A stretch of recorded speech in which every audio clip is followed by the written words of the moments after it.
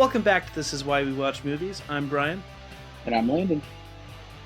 And today, if we can get through the bombasticness of virtual recording, we got a great show for you up here on This Is Why We Watch Movies. Um, so I know that you had some news you wanted to start off with regarding Star Wars, but before we get there, I wanted to point out this painting of the stars right here. Oh, Yeah. hello. I don't know if I've ever talked about this on the show, but I am a bit of an artist in a past life. Actually, this is upside down. There it is. It's my signature. Nice. Well done. Is it? I don't know. It goes on the wall. I'm not even going to straighten that. Okay. Fair. I mean, I can't really tell if it's straight or not, so it's not going to be a problem, I don't think. We did it. Anyway. All right. All right. So, what's going on in the Star Wars world? Oh, so have you not been keeping up with it, or are you just asking me for the sake of, like, A content? bit of both. If it's the thing you sent me a Twitter post about, or X post, Yeah. then sure. But that's all I've seen. Well, yeah, so essentially, Adam Driver was very interested in coming back for Kylo Ren, to the point where him and Steven Soderbergh were working on something, and they brought the idea to Disney. And Bob Iger decided that it wasn't going to happen and that they didn't want to do it. Um, and to me, that's insane. Did And you see the reason? no, what was I said? guess I have seen more about this. According to them, it's because I think Adam Driver stated. Now, this could be hearsay. He stated that they couldn't understand how Ben Solo was back to life, All right, so we're gonna and I'm just like, all they had to say was somehow Ben returned. that's all we needed. Like That's all we need. we had a Palpatine uh, show up in nine. So like, what are we doing here? That's your reason. And it's like, look at some of the stuff coming out, and it's like, I think this could have been more interesting. Giving Steven Soderbergh a chance to do something Star Wars would be pretty cool. Of all the reasons that they have to not greenlight something, as Yeah, well, it's kind of absurd that that's the one. I mean, I think the tweet you sent me specifically was like, we could have had that, and we're getting a retooled Patty Jenkins script with Ryan Gosling, which, to be clear, I'm okay with. mm. I Largely because it's Ryan Gosling. yeah, I don't know. I have mixed feelings on it in general. I don't think it's going to be bad. I'm going to see it opening night regardless. Like, Yeah. but if you just put the two projects in front of me and said these are the two options, I'm not taking that one. Like, not even close. I mean, out of all the Star Wars films or projects, I guess, that are coming up, Starfighter is actually towards the bottom of the totem pole on everything, really. Hmm. Like the James Mangold movie, very interested in that. Yeah. I forgot her name, but the lady that was supposedly working on the Ray movie as well. Like that actually sounds interesting, and Yeah. um, they should find a way to put Ben in it. Okay, just rewrite the script now. Yeah. I mean, he clearly is interested in coming back, but I don't think he's interested in just coming back for anything. Like, I think he was very, No, like, wanting to be heavily influencing the story, and they should at you least know consider it. the two ways I could see that playing out. I mean, obviously, I don't know what the script was, but they're not afraid to use like some light de aging over there at Lucasfilm, and I mean, I could see it being like a not a prequel, but like something kind of set between 8 and 9, or maybe it's set before 7. I think it was supposed to be set after 9, but I Right. could see any of those and it would work. But then the other thing that we've learned from both The Last Jedi and The Rise of Skywalker is that the nature of Force apparitions is a bit different in the new canon. They are able now to interact with physical objects, so we see Yoda hit Luke with his stick, and then we see Luke catch the Skywalker lightsaber in 9. So, I mean, I wouldn't be opposed to having him as a ghost as like a major player, because it seems that the Force ghosts that we're getting now could have the potential to be main characters and it not really affect the story.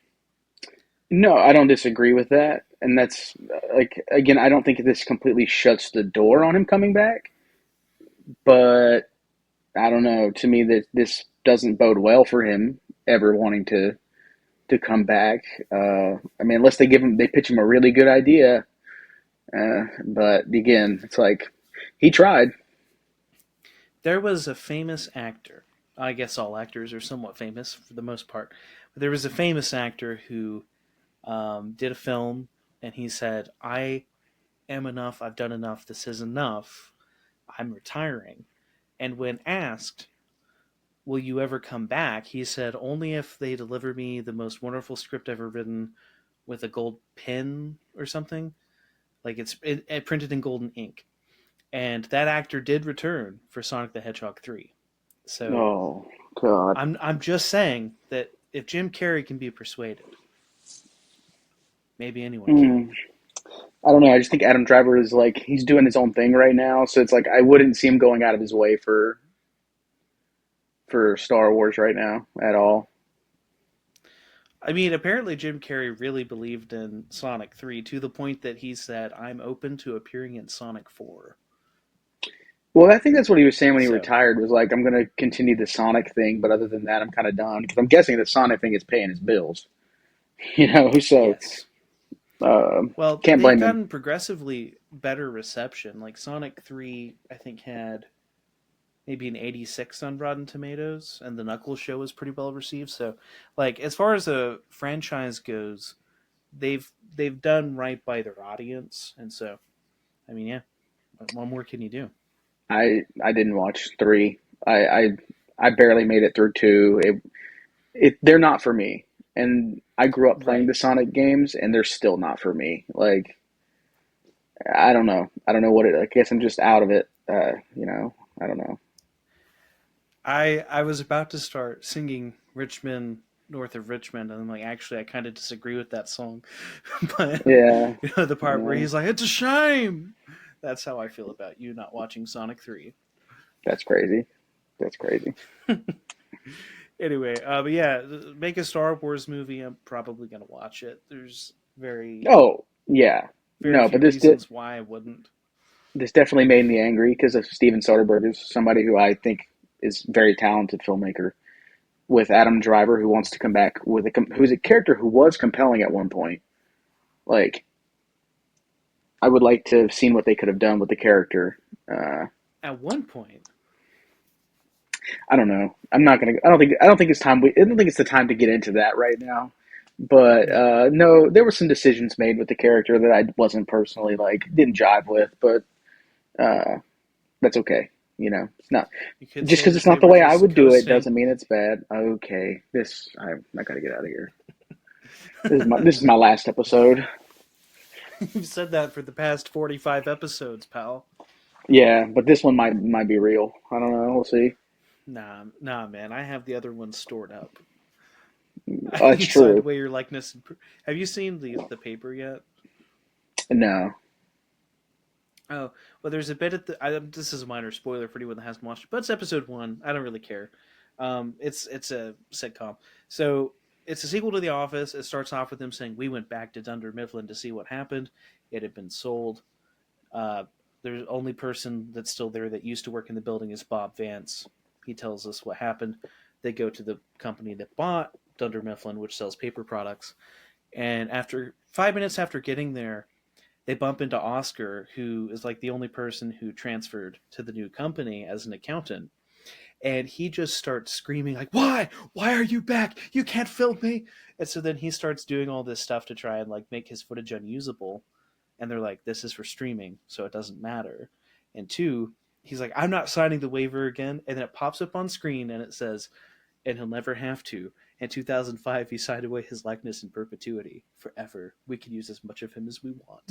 Oh my God. And that's kind of what the show hinges on, is that Oscar has signed away his life rights forever. That's crazy. Yeah. It's a funny Anyway, bit that was though. a. It's a funny bit. It only really lasted for the one episode. I would hope so because I don't think it would. Yeah. At a certain point, it's not going to be funny anymore. Yeah. Like now he's annoyed, but he's like slipping back into it. So, anyways, I never finished it. I think I'm only halfway through that show. But anyway, um, cool. Well, anything else on Star Wars before we move on? No, I'm sure there'll be something else come up soon, and we'll talk about it. But for now, that was the thing this week that riled me up a little bit. They hate me. Got you riled up. Yeah, They hate you, they do. man. I might be with them someday. That's crazy work. I'm just. Yeah. Okay. Really, that's too much dead air right there. I'm gonna have to go snip that. Snip, Hmm. snap, snip, snap. Um. All right. So we have two segments planned for today outside of this. I think I'd kind of like to go through the director pairs first. All right, let's do it. I like it. So, would you like to explain this one? Sure, give me 1 second. Let me pull up my list. I didn't know which way we were going to go.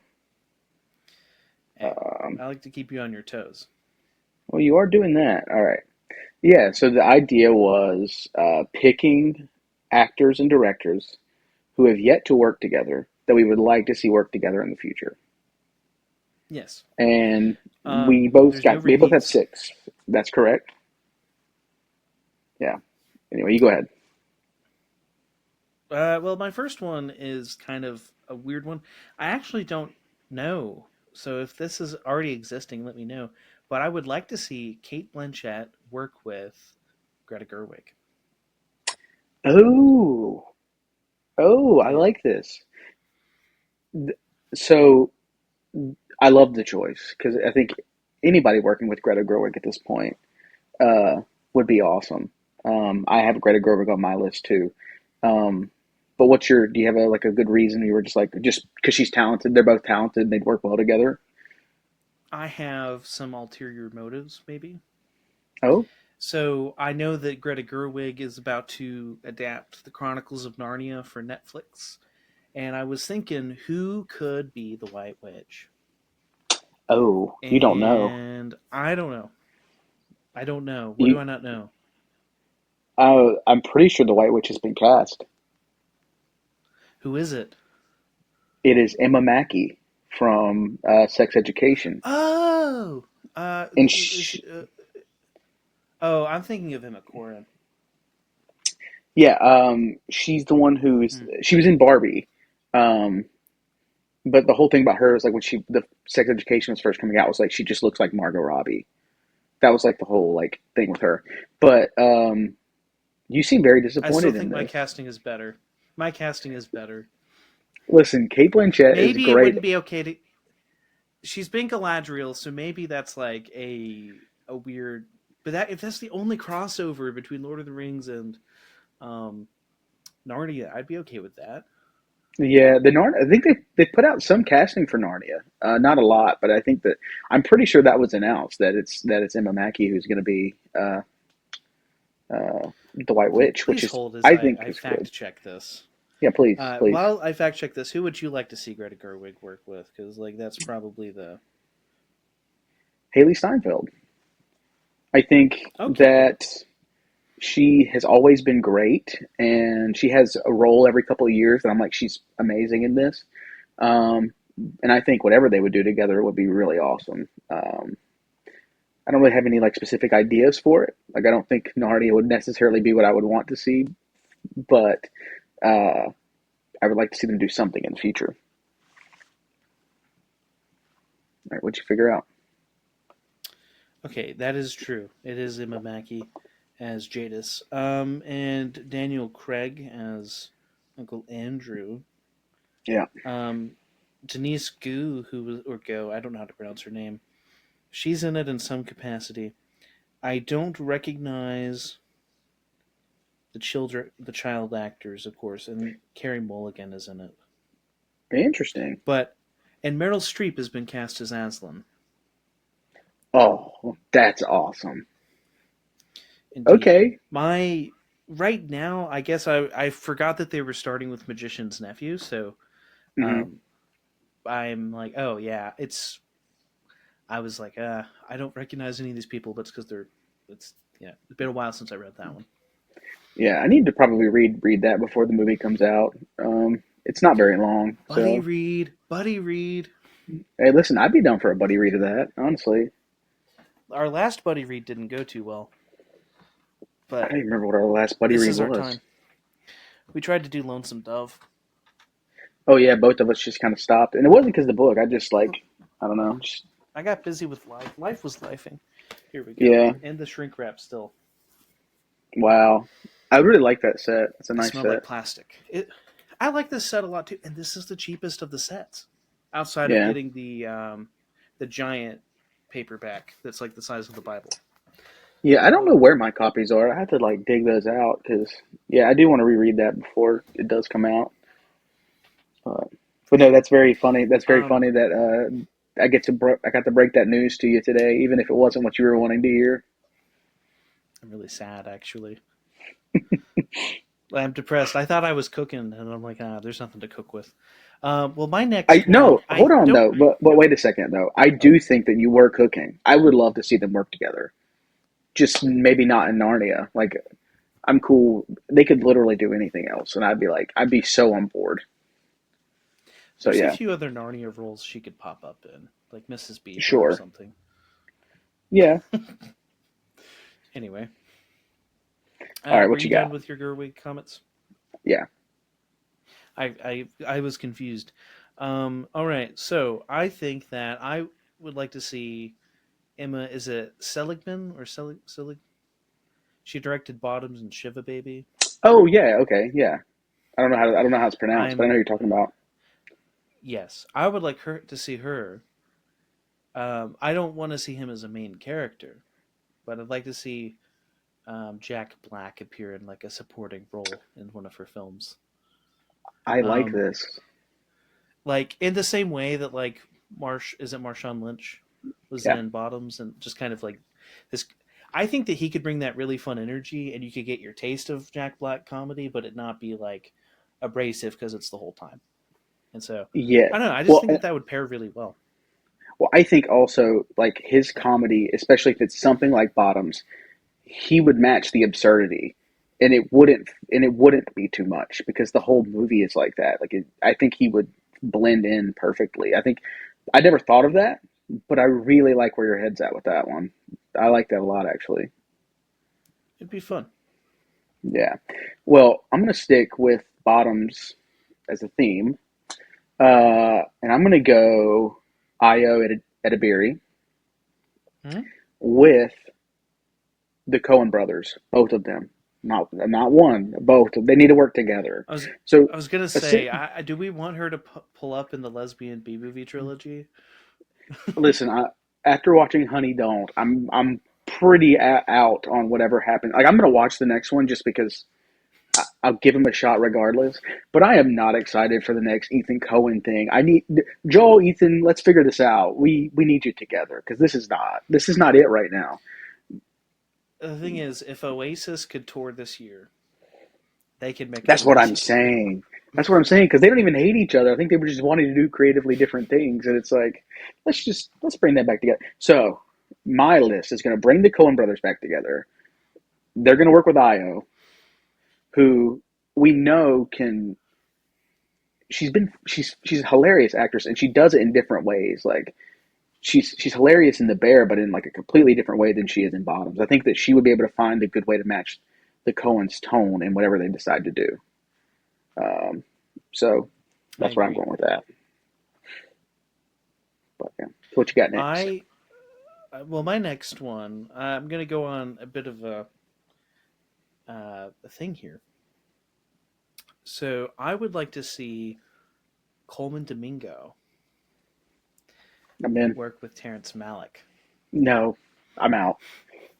Come on. Like, think about how great that would be. Like, just a bunch of shots of Coleman Domingo against like the evening sky with his hands stretched up, like basking in the air. Mm, Maybe like a little bit of like. voiceover. Sure. I mean, listen, I would watch anything that Coleman Domingo's in, but that would be the one I'd be the most like begrudgingly going into. Like, oh, Well, and that's only if Terrence gets the Way of the Wind finished before he dies. So, like, which who knows at this point? he's been editing this film for 6 years now. Yeah, no. Well, did you see? Speaking of Coleman Domingo, did you see that he is been cast in Wicked? Well, he's been, I guess, more than cast. He's in Wicked for good. Um, Yes, he's the Cowardly Lion. yeah, which I thought was interesting. I was like, I like that. I like that. But again, I was you like, you but who give me. played the Cowardly Lion in the last one? Mm, all right, I'm gonna move on. I don't know where to go from here. All right, I don't have a good segue on this one like I did for the other ones, but this one I think is the most kind of obscure. Uh, Kelly Reichardt, who has made some very good films, not very mainstream at this point, but Certain Women was really good. Um, she got the new one, The Mastermind, out this year, which we screened at Regal for the Mystery Movie Monday, and everybody hated it because they said it was boring. Um, but if you know her films, like it, to not tell an audience what they're getting into going into it is very much like you're setting them up for failure. Because her films are very slow intentionally. But anyway, I would really like to see her work with Zendaya. I think that Zendaya has done a lot recently, but I think this would be a very like stripped back performance. I think it would just be very different than something as big as Challengers or Dune. Um, I would like to see her flex that muscle a little bit. Yeah, more in the indie sphere. Yeah, yeah. 'Cause I think she can do it. She's a very talented actress. I would like to see something a little different, and I think Kelly Reichardt and her would work together really well. Yeah, I don't think I've seen any Kelly Reichardt films off the top of my Okay, head. that's So, fair. I would recommend. I but mean, I would recommend them, but you got to be ready a little bit. So just keep that in mind. my heart is not ready to break. Okay. Um, so this one, speaking of Zendaya, I think this is a really good segue. Timothy Chalamet. Um, he is an actor, and I was looking, and he has not ever worked with Paul Greengrass. Okay. Now, I am probably more a stan of Paul Greengrass than I should be, Hmm. but I think that he has because the can I make the podcast like Paul Greengrass for a second? Sure. There's a bit too much of this going on, too much Yeah. shaking, and for anyone on the microphone, I'm sure that you just heard that wobble. But yeah, it's so shaky. But I also think that he's able to make like relatively peaceful people, or people who you wouldn't think of as action stars, come alive as like in these action scenes. And I always look to the Tom Hanks film News of the World, which is about a newspaper seller in the Wild West. But like, there are some pretty dope gunfights randomly in the middle of this, and so I don't think of Chalamet as being an action star, but for some reason I think Paul Greengrass could like do it. Mm, yeah. This I, is all a weird take, but I literally got a Paul Greengrass film. I can't remember which one. Oh, Green Zone. I don't like that Um, one. haven't seen it yet. But I got it at McKay's literally on Sunday, so I'm gonna check that out soon. But no, everything I've seen from him, I'm like, it's fine. I'm not a hater. I'm also not like over the moon about any of it. But listen, I'm down for any Timothy Chalamet. Give him a shot. Yeah, I bet you are. All right, my next one is a filmmaker who I think we both are a fan of. Would that be Richard Linklater? Okay. And the actor is an actor who I think is starting to get some more recognition. Stephen Graham. Um, he was in The Irishman for a very short period of time, but he stole the scenes that he was in. He's in the show Adolescence this year that won a bunch of awards. Um, but he's been great for like the last 15, 20 years. And he's starting to get some recognition. But I think him and Linklater could really work together because I think Linklater would write something like that he would be really be able to like sink his teeth into. And that's kind of what I'm hoping for. I went and watched Blue Moon today, the new We Linklater movie may that have came out. lost Landon, or he lost me. I'm not entirely sure. Hello? Hey, Well, you lost me? yeah, I lost you. Weird, because I had you were here the whole time. That's funny. I really hope that reflects in the recording. Yeah, I'll it try to probably chop will. it out.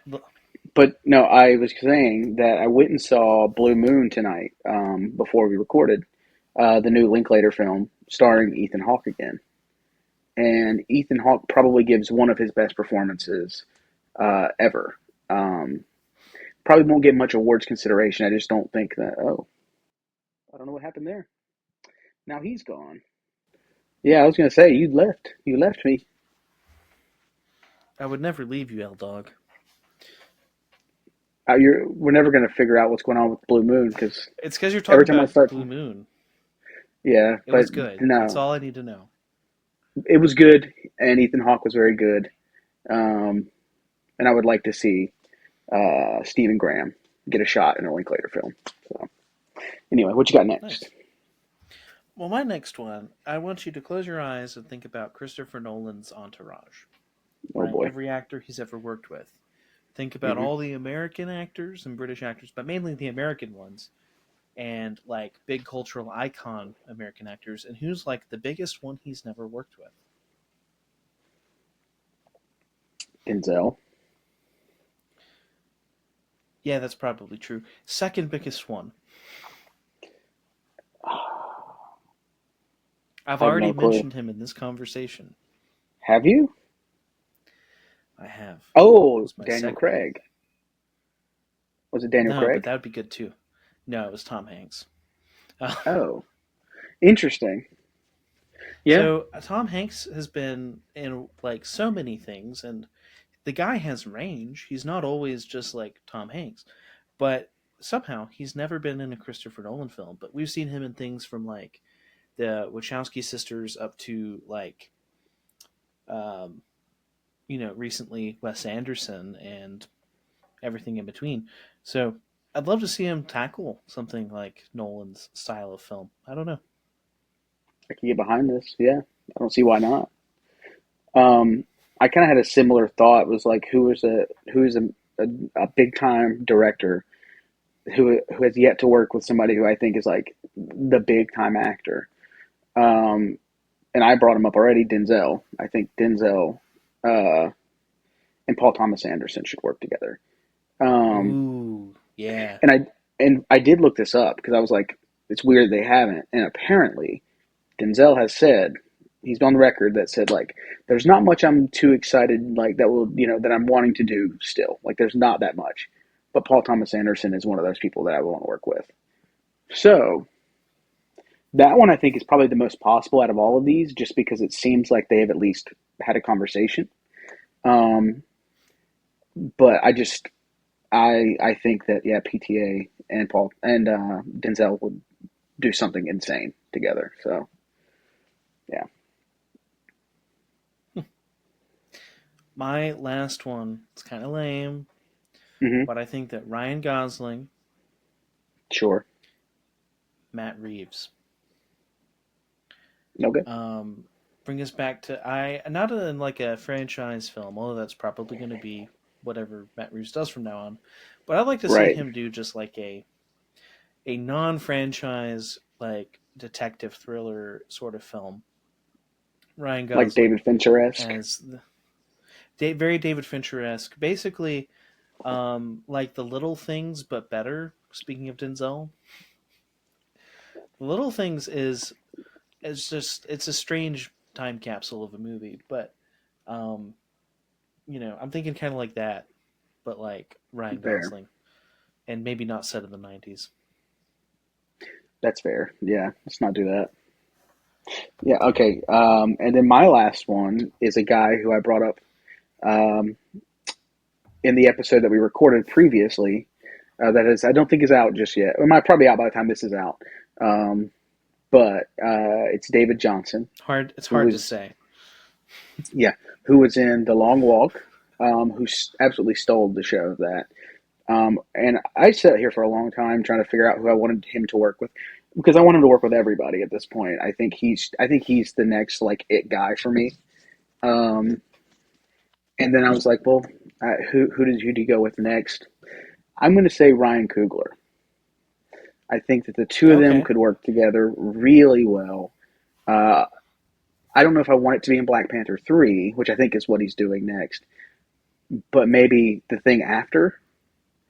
Um, Whatever next original thing Ryan Coogler decides he wants to do, uh, following up Sinners, which I'm sure after Sinners, the checkbook's going to be wide open. He's going to kind of be able to do whatever he wants. So I would like to see David Johnson be the star of that. Um, that's where I'm at on it. I think that's it, right? Is everybody on the list? It's everyone. Yeah. Nice.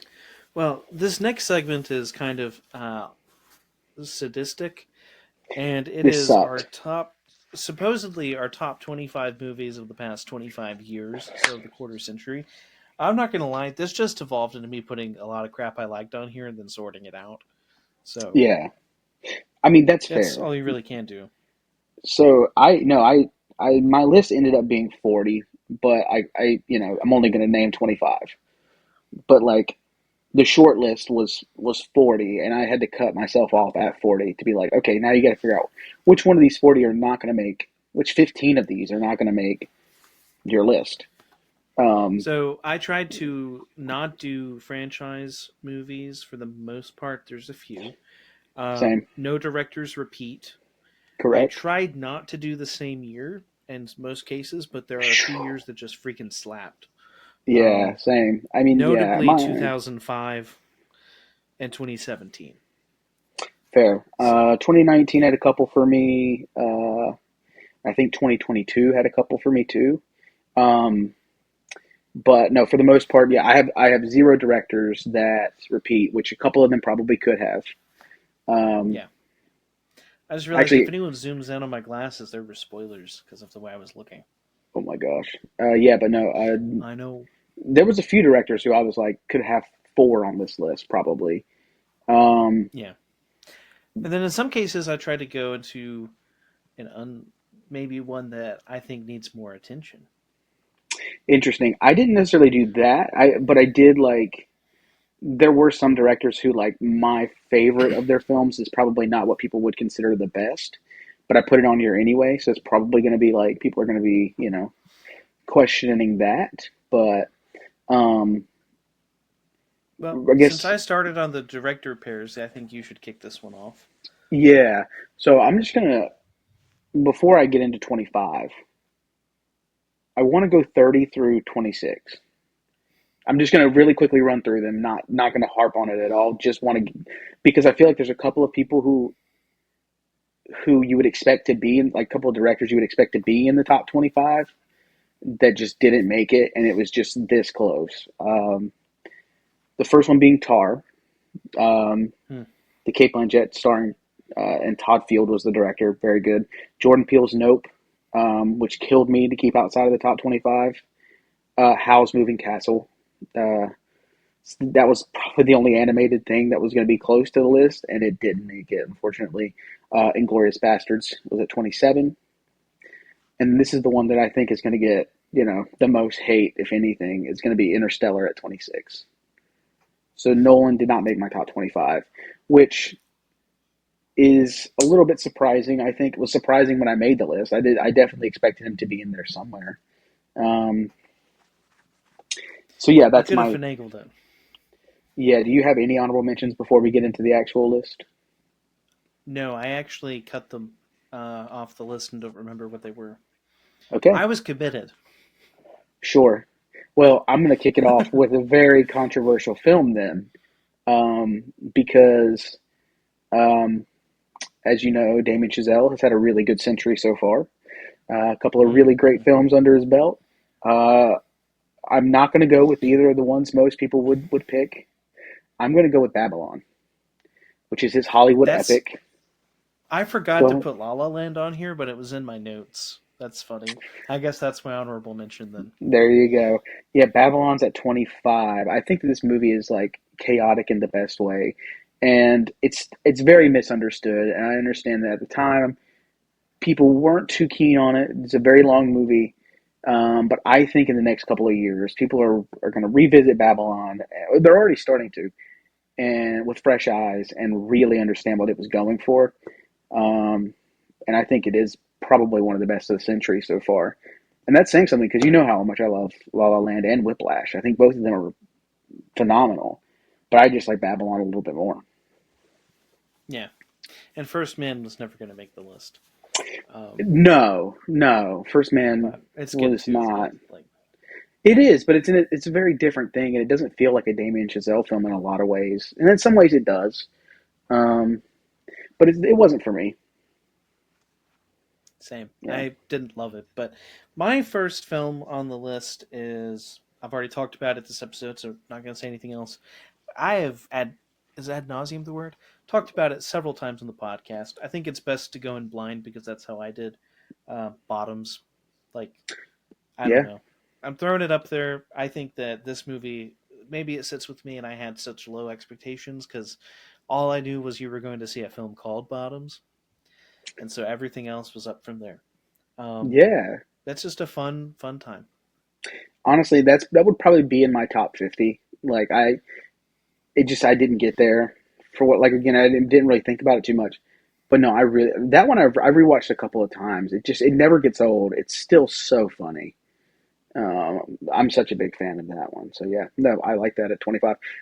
I'm very curious to see if we have any overlap in this list.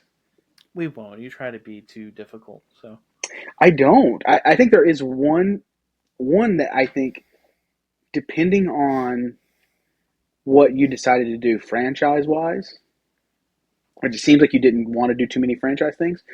There is one that I I said think, that there's at least 10 out of the 25. There's about 10. okay, So then I think we'll overlap yeah, on one. I think there's one we'll yeah. overlap on. Um, so my number 24 is my David Fincher pick for the list. Which again, I think if you would have told me that David Fincher would sit at 24, I would say that you're probably crazy. I figured he would be pretty far down. But I'm going with a David Fincher that I don't think gets talked about enough, and that's the girl with the dragon tattoo. Um, it's one of those like murder mystery, like I don't know, detective's probably not the right word, but like investigation esque things that he does really well. And Rooney Mara as Lisbeth is like one of the greatest characters um, that's been put to screen in a long time. And it kills me that this didn't get the sequel that it was setting up. But no, that's my number 24. My number 23 is John Krasinski's A Quiet Place. Was this number Not 23 or necessarily because, 24? sorry, my number 24 is now John Krasinski's A Quiet Place. Okay, And nice. the other one will be number 23. Um, I don't really like horror movies in the first place. I think that's kind of documented on the show pretty well. But I've always had a soft spot for that one. I think it works really well as like a family thriller or drama. And not that it's influential on me as a filmmaker, because it's not, but it was one of those movies that I watched and it inspired me to be like, I'm going to go write something. So, Yeah. No, I if you would have told me before this we started recording that you would have any kind of horror movie on the list, even one that I knew that you liked, I would have been like, no, there's zero shot. Um, but yeah, so mine my next one, my number 23, um, is another filmmaker who, again, I think I would have assumed would be closer to the top of the list. I'm going to keep saying that for the next like bunch of people. just Um, stop saying it. I mean, I'm just saying I have to put it out there because like I'm a big fan of this guy's work. I last at the end of last year, I went through and binge watched most of what he's done, and that's Park Chan Wook. And the film I chose is Handmaiden, The Handmaiden, one of the most gorgeous films I've ever seen. Some of the most insane twists I've ever seen. Um, like when you talk about story structure, this thing has a crazy structure, and it just really worked for me from beginning to end. And I think you would. I don't know if you would enjoy it or not, actually, but I really like it. I think depending on what you're into, I think you would kind of enjoy this movie. I've been recommended it before. I think I have a stereotype in my head about the sort of person that has the Handmaiden in their letterbox top four. Um, Hmm. so I don't. It's not in yours, is it? No, Good. Okay. So my number 23, originally my number 24, was Crazy Stupid Love. that's I think interesting.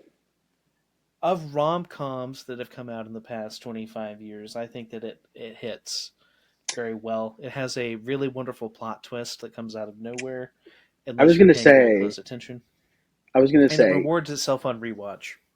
Oh yeah, I've rewatched this movie actually quite a bit, and the I'm not gonna say what exactly it is, but the backyard sequence where everything in the film just like collides at once is one of the funniest scenes I've ever seen. I It tried to do it's it in Burger Night. I failed, but it's chaos. It's chaos like it's but it is so funny. There's two actually no, there's two scenes in that movie that every time I rewatch it, I cry laughing.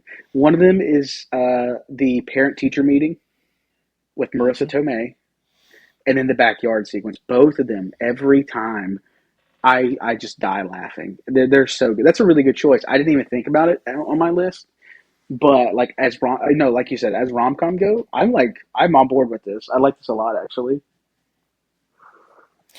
What's your number 22? We're going to pivot just a little bit. It's a little bit different vibe than the rom com you went with. I'm going to go with Memories of Murder. Um, Okay. Bong Joon Ho's Memories of Murder, and I think again it was one of those things where I was like, I could put Parasite because Parasite deservedly could be on this list. But me personally, I just personally like Memories of Murder more.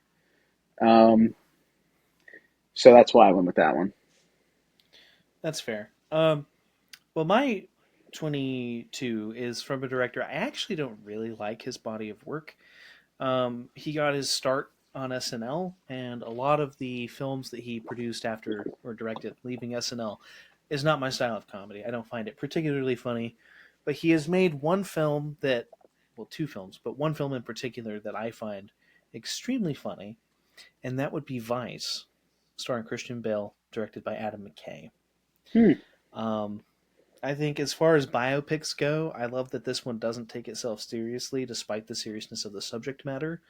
It has much more in common with Weird the Al Yankovic story than it does with Lincoln, and that's a good thing. Mm-hmm. Um, yeah, it's just a time. See, the best way when you watch Vice is you wait till you get to about the halfway point of the film when the credits start rolling, and then you just turn it off. Then all the bad stuff just just doesn't happen. It's like Titanic. Just don't flip the tape, you know? Yeah, he never becomes Or vice flip the president. disc. You know, that's the alternate history where everything is okay is is when yeah is if you just stop the movie halfway through the first time the credits roll. Um, The first time, it- that's right.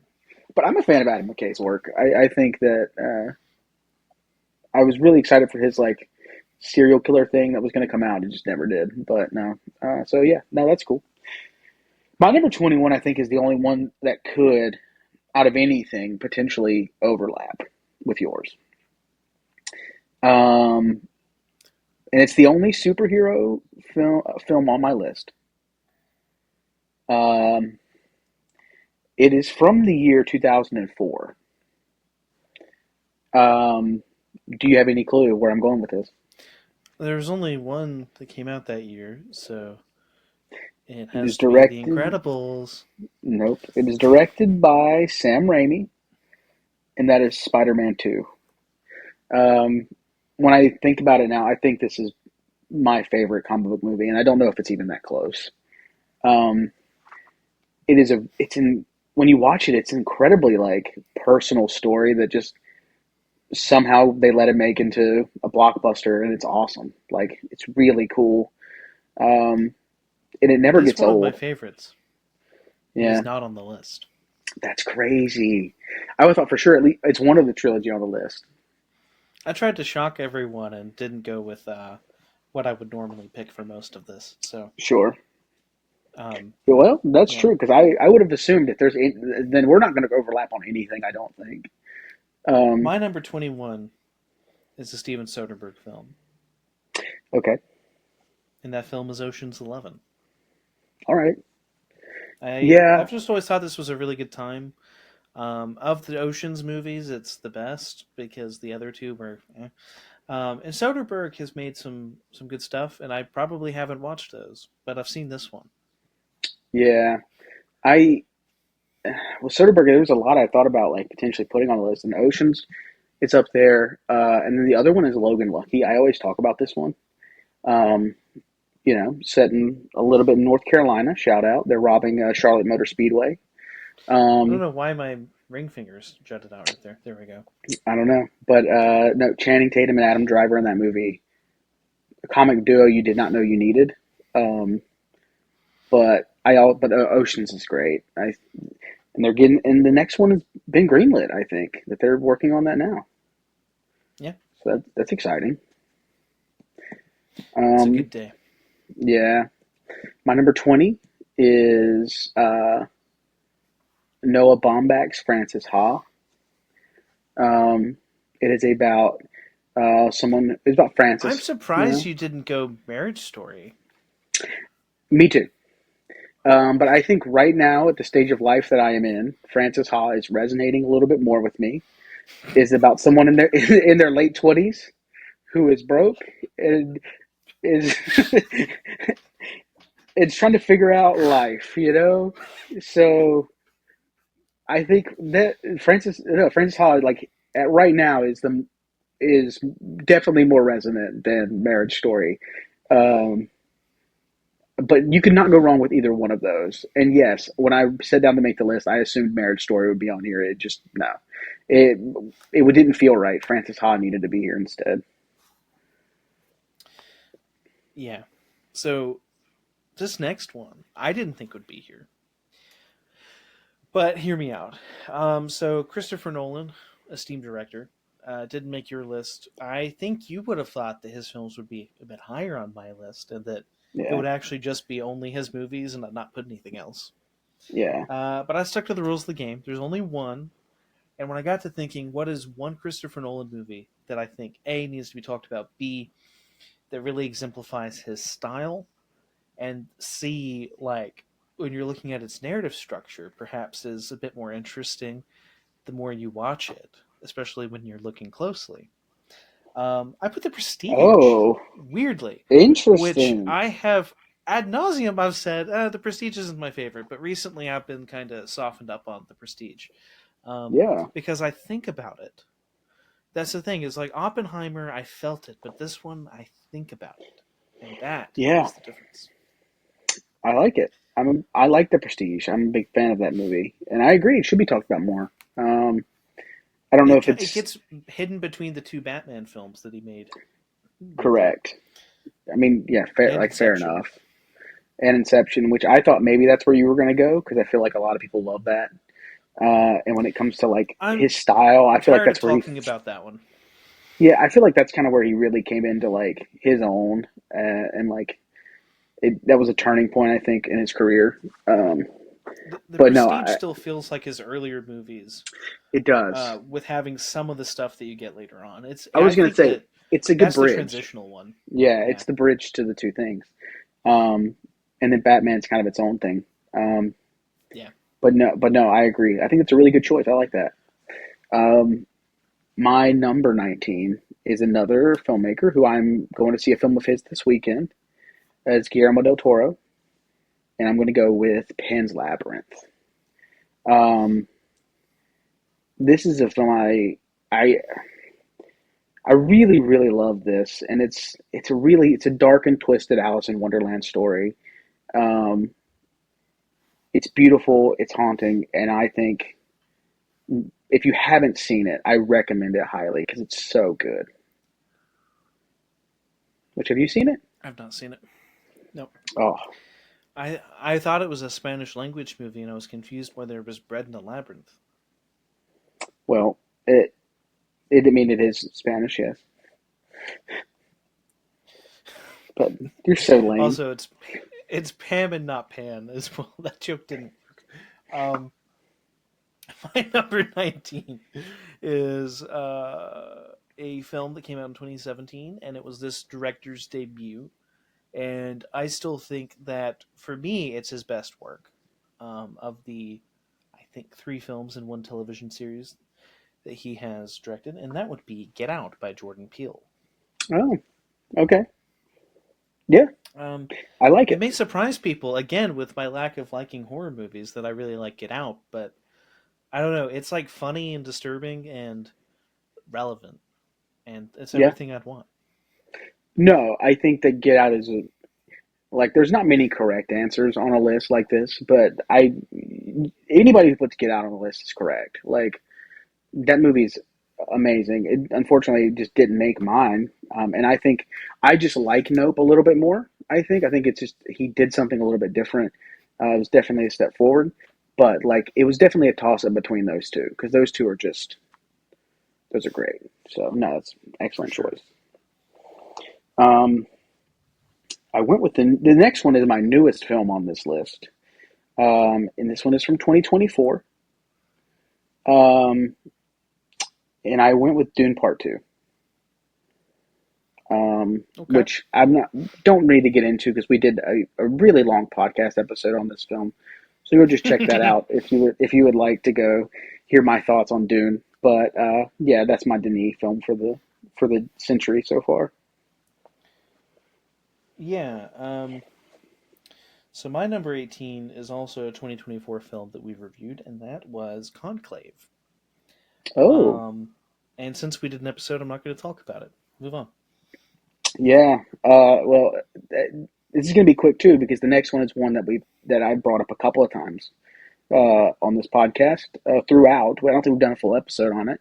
Um, but number 17 is Steven Spielberg's West Side Story. Yes. So we can quickly move past that because this is going to be a really long episode already. So we don't need to My number harp on that too long. 17 is my Richard Linklater pick, and of course, that's Before Sunset. Yeah, yeah, that makes sense. I I'll get there. We'll talk about that in a little bit. My number 16 is one that you sitting down to make this list. I did not expect this filmmaker to make an appearance at all, like not even a little bit, because most of his stuff I'm not crazy about. But number 16 is Lars von Trier's Melancholia. I had an extensive Letterboxd review of this one, so if you want to see my full thoughts on it there, but I think um, Kirsten Dunst is great in this. It's a wild movie. Um, so yeah, that's number 16. Again, to think that Lars von Trier would be on either of our lists, I don't think I would have thought about that until earlier Well, today. I wouldn't have either, but my number 16 is Dune Part 2. Go listen to the episode. We have an overlap. Let's go. We have one. We do. We do. I didn't think it'd be that. I mean, it makes Anyway, sense. um, number 15. Number 15 is oh, just popped in my ear. Um, is Julia Ducournau's Titan. It is a French body horror film that came out in 2021. I rewatched it recently, and I liked it when I first watched it, but when I rewatched it, like it's so good. You would hate this so much. Um, I know. it's, but I'm not gonna say anything about this because I think that everybody should just go in and watch it and see what they think because it's an absurd movie. But I think it's one of the best of the century so far. My number 15 is something that I think we actually didn't review, but we've talked about in the American Fiction episode, and that is Ava DuVernay's Origin. Yeah, Um, we did a review of you that. know, it was a button review. It was really short, but we've talked about it multiple times, and I think that's the thing is I initially liked American Fiction much more, but with Origin, it's a film that I think about those particular shots of her in the leaves Yeah. Oh, about weekly. So it has yeah. this staying power that I wasn't expecting it to have, and it made it on the list. Yeah. Definitely, definitely a good choice. Um, yeah, the leaves. Oh man, I hadn't been thinking about that in a while, but when you brought it up immediately, that was the first like image that like popped into my head when you brought up Origin was yeah, the leaves. My number I bought 14. her. I bought her book, and I've yet to read it. Oh, I should really do that. yeah, my number 14 is Portrait of a Lady on Fire. So we have two French films back to Nice. back. This is from 2019. Um, this is a heartbreaking movie. It's absolutely gorgeous though. Um, and again, it's another one of those things I don't want to say much about because I just want people to just kind of go see it. Um, but yeah, that had to be on my list, I think.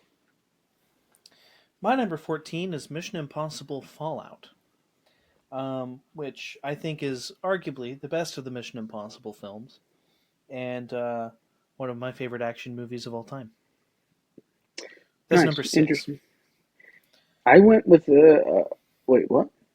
Oh, that's That Mission was no, Impossible the six. sixth Mission Impossible. Yes. Got it. That confused me for half a second. Before the dark Um, times, before 7 and 8. I'm gonna be honest. 13 is where I cheated just a little bit. And if you really hold my feet to the fire, I'll make a decision on it. All right. But I put The Lord of the Rings at 13. I Disgraceful. did I did not pick one.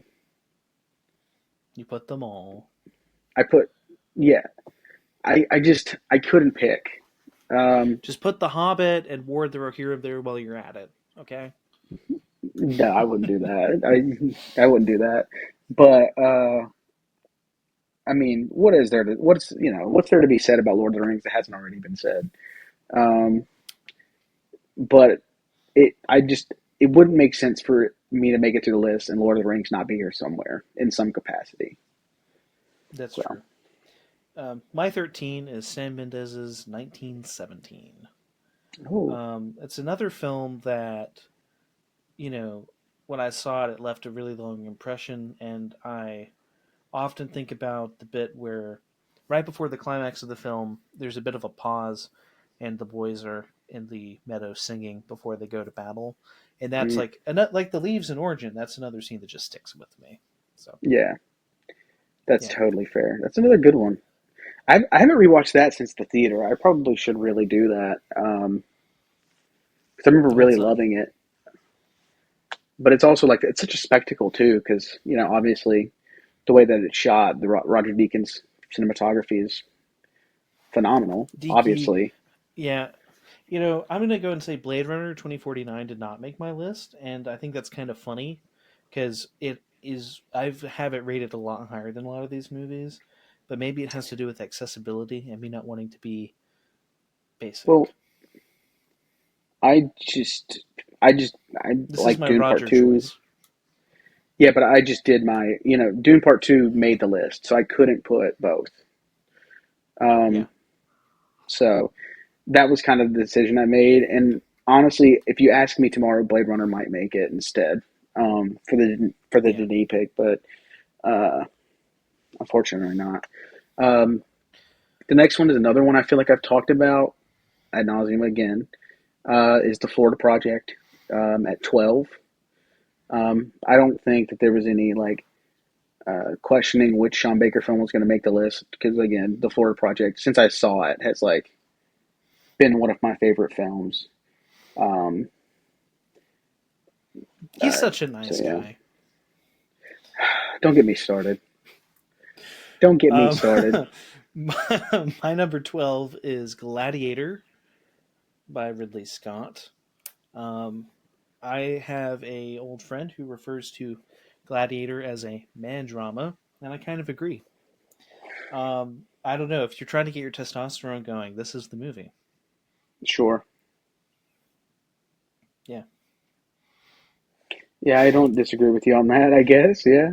Gladiator's awesome. Uh, Ridley Scott did not make my list at all or short list, so do with that what you will, I guess.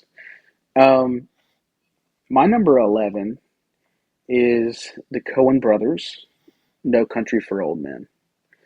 Um, Very nice. and and uh, one of one of my favorite villain performances of all time. I think the Coens did something very different, adapting a Cormac McCarthy novel that is, you know, that's a feat in and of itself. And the fact that they made it work is even more impressive.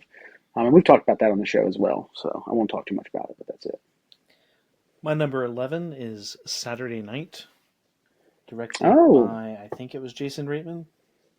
Yeah. you Jason Reitman? Yeah, I think Um, so. I that th- I was watching part of it the other day, and it was just like this movie is so good. Like I think for me, maybe it's influenced by being such a big fan of SNL separately from the movie, but I think it stands without that, nonetheless. So it's up there for me.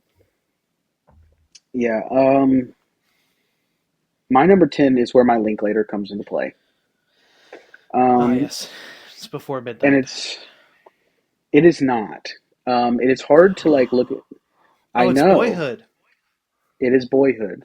I just, to me, it's like, it's hard to not put, you know, before sunset, before midnight on the list somewhere.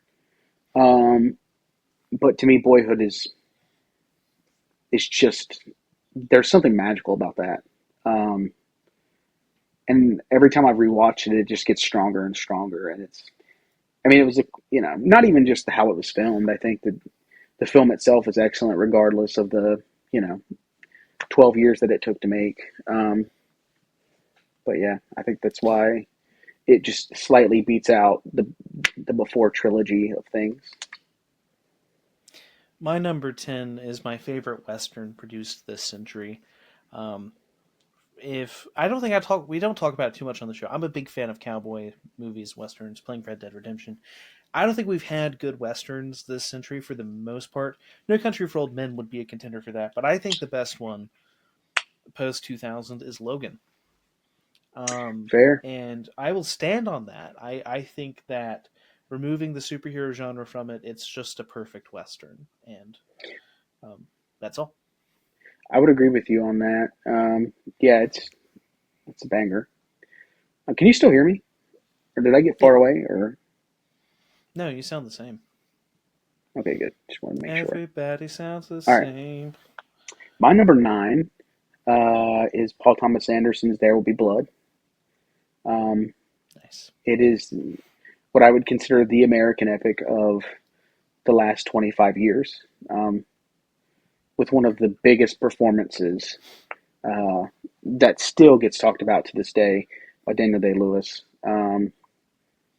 And it's its own sort of Western in a way. Um, Yeah, I'm not a big Western guy, but I vibe with this a lot. So that's my number 9. my number 9 is The Holdovers, directed by Alexander Payne. Um, I think this is my favorite Christmas movie of the last 25 years for sure. And it also has a Paul in it, so we're doing good. There we go. Uh, my number 8 is also one of my favorite Christmas movies to watch, to throw on during Christmas time. And this is where Greta Gerwig makes her first appearance on the list with Little Women. Hmm. Um, and I did not have any trouble picking the Greta Gerwig film because this is another one that I've brought up a couple of times. This movie is perfect. In a year that was 2019, that was insanely stacked. It's my number one film of that year, um, and uh, it never gets old. And yeah, I'm going to watch it again here in the next couple of months for Christmas. So I'll report back then. I don't think anything's going to change. I think it's still going to be just as excellent. But yeah. Very nice. My number 8 is Alfonso Cuarón's Children of Men. That's Oh, another one interesting. we've Yeah. talked about several times on the show. Never reviewed, just we've done a lot. It shows up in lists. Um, Yeah, it's a movie. Yeah. Um, I don't know if we did a full review of this, but we definitely talked about it during an Oscar episode. But picking a single Martin Scorsese film was hard Indeed. because his work for like of this century so far is absurd. Like he's in his 80s now, and he's still killing it, you know. And I really struggled because I wanted to go with The Departed at first, but then thinking back on it, I'm like, no, I think it's Killers of the Flower Moon. Um, Hmm. his latest is just his best, I think. Could have also gone with The Irishman. I think either one of them could really work, but Killers of the Flower Moon has just kind of stuck with me and just keeps getting better the more I think back on it. I'm overdue for a rewatch. I think my mom was interested, and I'm like, you know what? Maybe I can get her to watch a Scorsese with me. I mean, it is really long. Um, That's true. Three, what's We it we about? have this Three and thing a called a half. pause button. Oh, you're gonna watch it in pieces? See, I tried to do that with the Irishman one. The last time I watched it, I was like, I'm just gonna start it. I'll watch 2 hours and then I'll find a good stopping point. And then I got 2 hours in. I'm like, I can't. I'm not gonna stop this. And then I watched the entire thing. Um, but that's me. That's how I. My number Well, 7 is 500 Days of Summer, another film that I've oh, talked about on here. I yeah, know I mentioned that Crazy Stupid Love, semi perfect rom com. Maybe 500 Days of Summer is the perfect rom com instead of being semi yeah, perfect, at least from this century. Um, I would agree. Definitely Mark Webb's best movie. Yeah, I don't think it's close. Um, No. I'm trying to think of what else would even come close. I think the rest of them are just they're mid at best. Um, Yeah. anyway, my number six, and this one you knew. If you know anything about me, if you've talked to me for any period of time about movies, there's one guy that had to be on this list. I think you know who it is. You'd Yeah. begrudgingly say that he'd be on my list, uh, and that's Yorgos Lanthimos. Probably my favorite filmmaker working right now. And it was this one was like picking between a child, one of my favorite children, to pick which one I was like is gonna be the one today. And I'm going with The Lobster. His first work with Colin Farrell. Do you know much about The Lobster? Not really, no. All right, so I'll give you the brief rundown because I think it's kind of interesting. And this one actually might be one you would be interested in. A guy gets broken up with. He's single and he's a little bit older, and he checks himself into this hotel where they have a certain period of time where they have to fall in love, and if they don't, they get turned into an animal of their choice. And his choice is a lobster. And it's a love story, and it's really beautiful. And it's really weird in Yorgos' own way, like he always is. But this is the one that I think that you might actually enjoy the most. Um, it is still very, very out there. I mean, obviously, the premise itself is pretty out there. Um, but there is something I think you can connect to in this. Let's see. Well, my number 6 is something I have to talk about this filmmaker every list we make in some capacity. And it was my Terrence Malick pick, of course. Um, and this was like choosing between favorite children. And while I almost did the obvious answer, um, the Tree of Life is not the one I was going to go with. So I went with The Thank Hidden God. Life. Thank God. Very similarly named films. I think both of them explore similar things, but A Hidden Life is a much tighter film in terms of the scripting and the story, and it's just gorgeous. Like I know we talk about films with beautiful cinematography, and I think that this one, the camera is always lower than you'd expect it to be. It's entirely handheld, and it's shot on location in Austria in this mountain village, and there's like it's just beautiful. Like it Hmm. captures nature very well. My headphone just And died. it's about like oh no, Right, can you hear me? I can hear myself. Oh, can you? Yeah, How about now? that's better now. Okay. Um, yeah. So my number five is Lee Chang Dong's Burning. Um, a film I didn't know much about going into it, and I think that's the best way to do it. Um, it's about a guy who runs into someone from his childhood who he had a thing for. And I'm literally going to say nothing else about the film other than the fact that it's another one of those films that's just, it's gorgeous. And I think Lee Chang Dong is a master filmmaker who has not made nearly enough things. I almost put poetry on this list, but I just think Burning has stuck with me a lot more. And I think, yeah, I think this one is one that everybody should definitely see. My number five is Matt Reeves' The Batman. Okay. It is about the Batman. Mm, Back yeah. to you. Um, my number four is a film I've talked about a lot, but I'm going to talk about it again because I love it that much. And that is Charlotte Wells' After Sun, um, a movie that messes me up when I think about it. I have yet to go back to it in a couple of years because it is just that like thing. But I wrote in my letterbox review like a film that I think like captures a memory perfectly. Like it feels like you're watching a memory. Uh, it's it's beautiful. It's soul crushing.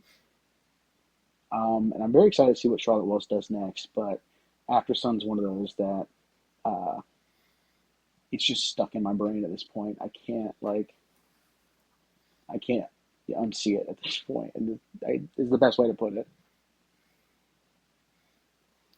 My number four is where I cheated. I have not one, not two, but three films here, and that is the Lord of the Rings trilogy. Okay, thank goodness. It wasn't just me. We both had the same thought. I'm so glad. I was stressed and I was like, he's gonna be so mad. I don't blame you. No, Mm-hmm. that makes sense to me. Uh, so that was your number four. Yes. All right, my number three is one that's been in my letterbox top four since I saw the movie. And it'd be really hard again to not put this filmmaker on the list. Uh, David Lynch, Mulholland Drive, um, Yes. a film that I've seen like three times now and still haven't fully wrapped my head around. Um, just feel like new layers are opened every time I watch it. Um, Naomi Watts is incredible in the film, um, and I think it's one that everybody should see. Um, and David Lynch is just a master. R.I.P. My number three is Morgan Campbell's Casino Royale. Oh, yeah, okay, Yeah, that's interesting. Yeah, it goes unsaid. fair. It's a James Bond That's movie. great. Um, my number two is one that I talked about earlier. That was well, I talked about the actor earlier, Ethan Hawke, which I think Blue Moon is up there for one of his best performances. But his best performance um, is in Paul Schrader's First Reformed. This is another one of those Hmm. movies that like just hit me the right way the first time I watched it, and every time I've revisited it since, it's like it's a perfect film. Um, a film where the camera basically doesn't move. It moves like once in the film. The rest of the time it is stationary, and it just cuts to another stationary shot. Like there's zero movement in the film, but it's got such an energy to it that like you don't even realize it half the time. It took like the first time I watched it, I don't even think I really like fully grasped that's what happened, and then the second time I was like, wait a minute, this is interesting. But um, yeah, that I could talk about First Reformed forever. My number two is my Edgar Wright pick. Oh, One of my favorite filmmakers. I think basically any of his films would be the correct choice for this, with maybe the exception of The World's End. But today's pick is Baby Driver, which is unfortunate because, kind of like with Steven Spielberg's West Side Story, we have Ansel and Kevin. Um, in this Yeah, one, so it's a bit awkward. But the soundtrack to this movie is amazing, and it has some of the best editing and car sequences I've seen ever. And it's like I know Scorsese has picked on modern cinema for being like carnival rides or roller coasters, and this movie is only that, and that's okay. It's a very fun carnival ride. I would agree. Edgar Wright didn't make my short list, but he was probably pretty close. I would say, Shaun of the Dead is probably pretty close. Scott Pilgrim could have made it. Honestly, most of his films could have made Yeah, it on any given day. Just today, just wasn't going to happen. My number one is, very excited to see Running Man next yeah, month. same. Um, my number one came out in the year 2000, and everybody has, and the rest of my list has just been chasing it ever since. This is not surprising. We've Why? reviewed this on the podcast. Um, I made him watch this with me. Um, I own it on the Criterion I Collection. bought it for him for Christmas one year, um, It's still in the shrink wrap. and that is Wong Kar Wai's "In the Mood for Love." Again, we've reviewed this on the podcast, so I don't need to go into it, but it is, in my opinion, the most gorgeous film ever made. Um, I think that Luca has come the closest to capturing like the longing in this film, but nobody has come close to what Wong Kar Wai can do. Um, I think he's another filmmaker who I wish would make more things um, before his time is inevitably up, unfortunately. Um, but In the Mood for Love is my favorite film since 2000. I wasn't expecting this movie to be there. I mean, I'm clearly I've omitted most Marvel films and Star Wars films from my Yeah, list. That was another thing. Like Logan and Batman made it, but I was trying because Star Wars is such an easy answer, but none of them are my favorite Star Wars movie post 2000. So it's just kind of like, why would I put it there? yeah, And I was thinking about movies. I think this, to me, this is a really beautiful movie, and its shot composition. I think it's very well acted, it has a wonderful script, amazing soundtrack, infinitely rewatchable, and that is the 2005 film by Joe Wright, Pride and Prejudice, starring Keira so Knightley good. and Matthew McFadden. I love it. Um, I could watch this movie constantly and be very happy. Yeah, you. For a lot of the reasons that you've mentioned, and like the what you like about One Car Why, it's not the same reasons, but like I could just keep watching I this. will say, when did we watch this? Let me look because I have it. I mean, I logged it obviously. Let me see. Um, It was probably the it was spring in of it was last in year. January of 2024. It was the first time I saw this movie, and we've talked about it since. I absolutely love it. I am such a fan of Pride and Prejudice. I need to revisit it. It's another one that I need to get to at some point soon. It's number 35 on my list. Like so, it was near. It definitely was in consideration. Okay, Um, so no, I 100% get it. I love that movie. It's a great choice for your number one. yeah, it's also out of pocket with everything else on the list. Like, wait a second, why did I put that there? But when you see it, you get it. Yeah, That's yeah. that's how this one It'd be works. really hard not to. It's incredible. My girlfriend actually didn't get it. Okay, I'm man, publicly outing her right that's now. She crazy. gave it 3 stars. Wow, three? Um, I, yeah, Oh no. maybe 3.5. Oh no. She's boosted it to 4. She rewatched it with subtitles and said maybe because her whole thing was she felt like Darcy's romance comes out of nowhere. And I said I want you to rewatch the movie knowing that he madly loves Liz the entire time. And so she did. And she's like, okay, I get it, because it's like you don't get it the first time, but the second time it's Mm-hmm. there for sure. Yeah, Anyway,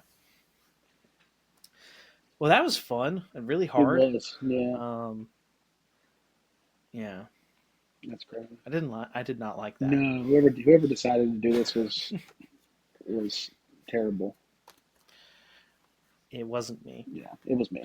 But anyways, folks, this has been probably almost an hour and 20 minutes, if not longer, because the recording stopped partway through. Yeah.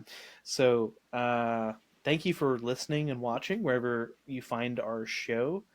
As always, you can subscribe to us. There are links down in your description to get to the show's social medias as well as Landon and I's um, Letterboxd accounts if you'd like to keep up with what we're watching.